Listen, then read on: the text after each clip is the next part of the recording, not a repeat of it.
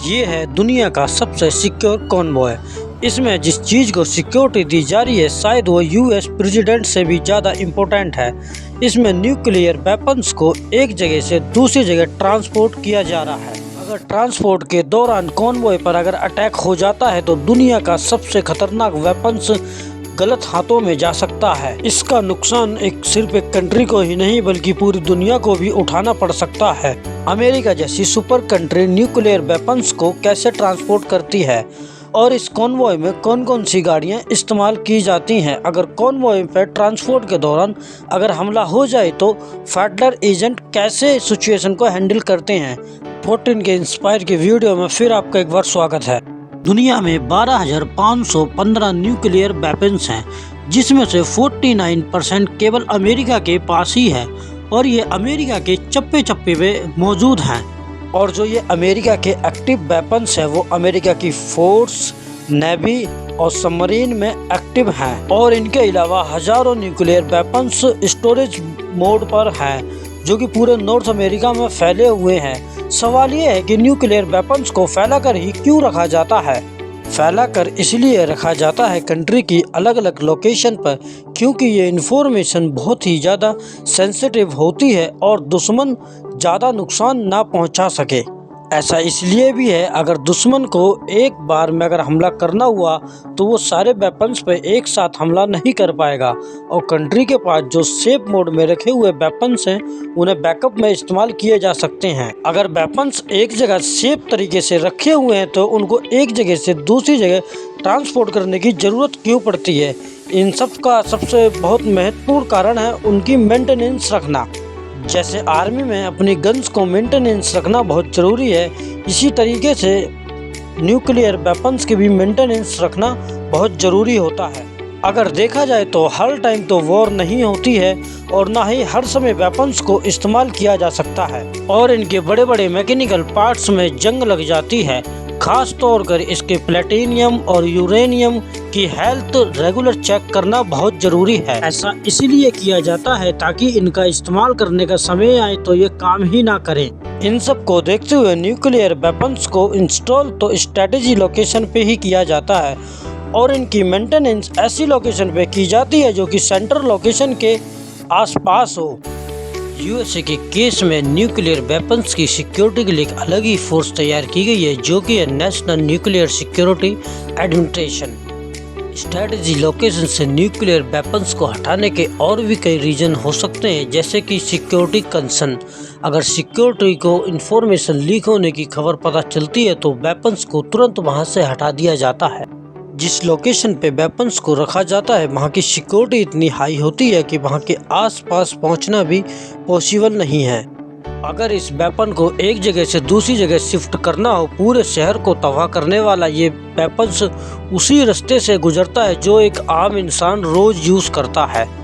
जब तक ये हिडन लोकेशन पर है तब तक तो ये सेफ है। जब ये बाहर रोड पर आता है तो इसकी सिक्योरिटी काफ़ी कॉम्प्लीमेंट हो जाती है। इस चैलेंज को फेस करने के लिए यूएस गवर्नमेंट ने एक अलग ही पूरी एजेंसी बना रखी है और इस एजेंसी का काम ही न्यूक्लियर वेपन्स की सिक्योरिटी करना है। आप जो ये मिलिट्री कॉन्वॉय देख रहे हैं, इस मिलिट्री कॉन्वॉय को न्यूक्लियर वेपन्स को ट्रांसपोर्ट करने के लिए ही इस्तेमाल किया जाता है। देखने में ये इतना बड़ा कॉन्वॉय नहीं लग रहा जितना एक वीआईपी की सिक्योरिटी का कॉन्वॉय होता है। असल में ये इतना सिक्योर है कि एक आम इंसान इतनी सिक्योरिटी के बारे में सोच भी नहीं सकता। इस कॉन्वॉय में गाड़ी की तादाद तो डिफरेंट हो सकती है, ये डिपेंड करता है न्यूक्लियर वेपन्स पे वो कितना बड़ा है और कहाँ जाएगा। कॉन्वॉय के आगे और पीछे पुलिस की गाड़ियाँ चलती हैं जिनका काम होता है रश वाले एरिया से कॉन्वॉय को सेफ तरीके से निकालना। पुलिस की गाड़ी के बीच में जितनी भी गाड़ी चलती है दरअसल में इसे कहते हैं रियल कॉन्वॉय।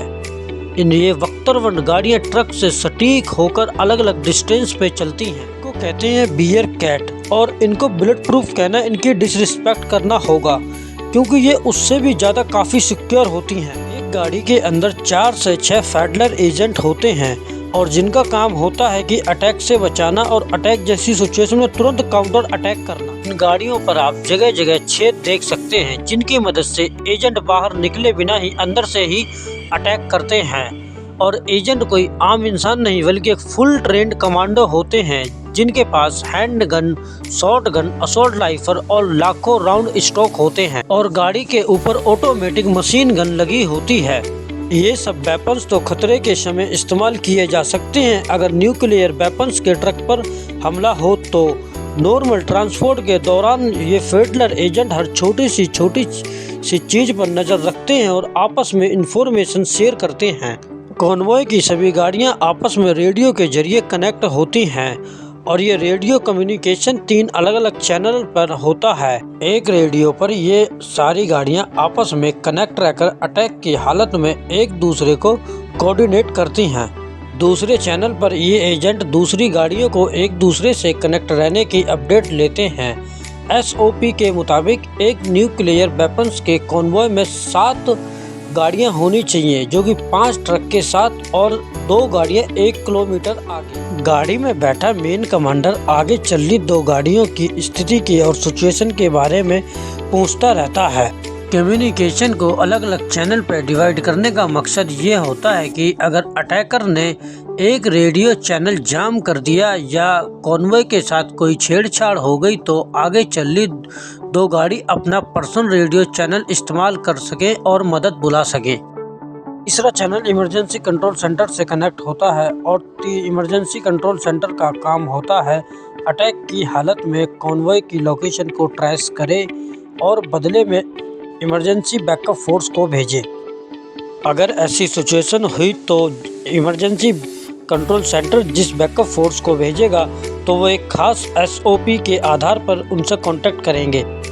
फिर चाहे ये एक्स्ट्रा फोर्स मिलिट्री की हो या पुलिस की, कंट्रोल सेंटर इनको रेडियो के जरिए एक खास इनक्रिप्टेड कोड बताएगा। लोकेशन पर पहुंचकर दोनों एक दूसरे पे तब तक भरोसा नहीं कर सकते जब तक इनके दोनों के कोड सेम मैच ना हो जाएं। ऐसा इसीलिए किया जाता है ताकि कोई नकली पुलिस वाला बनकर न्यूक्लियर वेपन्स को नुकसान ना पहुंचाए और ये तमाम SOP में से एक है। एजेंट के पास अलग अलग सिचुएशन के हिसाब से अलग अलग SOP होती हैं। गाड़ी के बीच में चल रहा ये ट्रक कोई आम ट्रक नहीं होता है, क्योंकि ये सारी सिक्योरिटी इसके लिए ही है। न्यूक्लियर वेपन्स को एक जगह से दूसरी जगह ट्रांसपोर्ट करने के लिए इस ट्रक का ही इस्तेमाल किया जाता है, क्योंकि ये फुल्ली कस्टमाइज होता है। क्योंकि इस ट्रक को इसी काम के लिए इस्तेमाल किया जाता है, क्योंकि इसकी बॉडी एक खास किस्म के स्टील से बनी होती है। इस पर किसी प्रकार का टूल इस्तेमाल नहीं होता, जैसे कि ड्रिल मशीन, हैमर, बुलेट और भी बहुत कुछ। और ना ही इस ट्रक की बॉडी एक्सीडेंट के दौरान क्रैश होती है। और अगर इसमें आग भी लगा दी जाए तो कुछ समय के लिए न्यूक्लियर वेपन्स बिल्कुल सेफ रहता है। और ट्रक की बात की जाए तो ये पूरी तरीके से बुलेट प्रूफ और बॉम्ब प्रूफ होता है। और इसके कैबिन की बात की जाए तो इसके दरवाजे अंदर से ही खुलते हैं, कितनी भी कोशिश की जाए। ट्रक की मजबूती जहां अटैकर से बचाती है, वहीं इसका एक नुकसान भी है, क्योंकि इसका वेट 25 kg 1000 है और ये अटैक की हालत में ज़्यादा स्पीड से नहीं चल सकता और ना ही शार्प टर्न ले सकती है। और इसकी इसी कमजोरी के पीछे छुपा है इसका एक खास सेफ्टी फीचर। किसी भी तरीके से अगर अटैकर ट्रक पे कब्जा कर ले तो ट्रक में नीचे लगे खास एक्सप्लोजर फट जाते हैं और ट्रक व्हील से अलग होकर जमीन पर गिर जाता है, क्योंकि ट्रक का वजन बहुत ज़्यादा है और इसे बिना पहिए के ले जाना इम्पॉसिबल है। और रही बात ट्रक के अंदर रखे न्यूक्लियर वेपन्स की, तो ट्रक को खोलने का एक्सेस कॉन्वॉय के कमांडर के पास भी नहीं होता और इसमें लगे इलेक्ट्रिक लॉक और इलेक्ट्रिक लॉक की चाबियां नेशनल न्यूक्लियर सिक्योरिटी एडमिनिस्ट्रेशन के पास ही होती हैं। अगर कोई ट्रक के अंदर गलती से पहुंच भी गया तो ट्रक में लगी ये ऑटोमेटिक स्प्रे गन इनका स्वागत करती है। ऑटोमेटिक स्प्रे गन से निकलने वाला लिक्विड जब किसी इंसान के ऊपर पड़ता है तो वो आसानी से चल नहीं पाता और उसकी मूवमेंट रेस्ट्रिक्ट हो जाती है। अगर कोई स्प्रे गन से बच भी गया तो उसे तुरंत इलेक्ट्रिक शॉक लगेगा और जिसकी पावर घर में आने वाली बिजली से 6 टाइम एक्स्ट्रा होती है। और हाँ, आपको बता दें कि US आर्मी के 2 हेलीकॉप्टर इस कॉन्वॉय को हर समय देख रहे होते हैं। अगर हेलीकॉप्टर का फ्यूल ख़त्म हो जाए तो पहले 2 हेलीकॉप्टर आते हैं, उनको रिप्लेस करते हैं, तब वो अपनी पोजीशन छोड़ सकते हैं। और हेलीकॉप्टर के अंदर बैकअप फोर्स बैठी US आर्मी के टॉप कमांडो होते हैं, जो हर सिचुएशन से लड़ने के लिए तैयार होते हैं। दुनिया का सबसे खतरनाक न्यूक्लियर वेपन्स अभी तक तो सेफ हैंड में है। इन सभी तमाम फीचर से लैस। वीडियो को लाइक करें, शेयर करें, कमेंट करें। फेसबुक पर देख रहे हैं तो हमें फॉलो करें, चैनल को सब्सक्राइब करें। मिलते हैं एक और नई वीडियो के साथ, तब तक के लिए टिल देन गुड बाय।